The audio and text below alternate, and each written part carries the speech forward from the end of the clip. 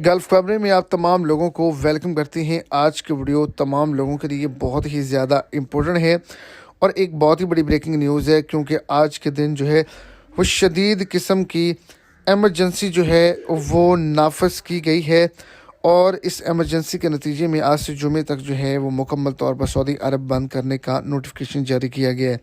तो वीडियो की तफसीलात को जानने के लिए वीडियो को एंड तक देखें ताकि आपको तमाम डिटेल्स की अच्छे से समझ आ सके। और अगर इस चैनल पर आप फर्स्ट टाइम है तो लाजमी से चैनल को सब्सक्राइब करें, वीडियो को लाइक करें और अपने दोस्तों तक इसको ज़्यादा से ज़्यादा शेयर करें।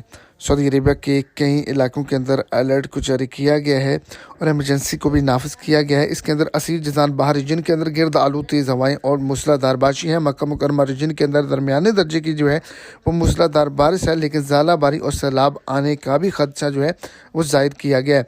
ताइम मसान अज़म और अर्जियात के अंदर जो है वो तेज़ दबाव की जो हवाएं हैं वो चल रही हैं, जिससे हद निगाह मुतासर हो रहा है। असीर जजान और बाहर रीजन के अंदर जो है वो हवाओं के साथ जो है वो बारिश हो रही है, जिससे जो सूरत हाल है वो काफ़ी ज़्यादा कशीदा हो चुकी है, जिसकी वजह से हर जगह एमरजेंसी को नाफिज कर दिया गया है और कहा गया है कि कोई भी शख्स अगर सफ़र करना चाहता है तो वह पहले जो है एहतियाती तदाबीर करे, मौसम की सूरत हाल देखे और फिर सफ़र करे।